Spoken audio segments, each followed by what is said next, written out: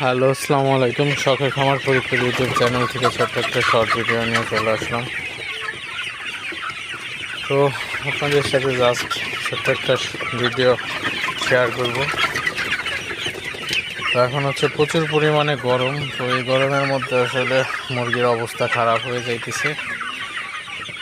তো যাদের রেডি মুরগি আছে অবশ্যই বিক্রি করে দিবেন, কারণ দামও কমে যাইতেছে। তো খামারিদের লসের আশঙ্কা কিন্তু আপনার প্রায় 80-90%।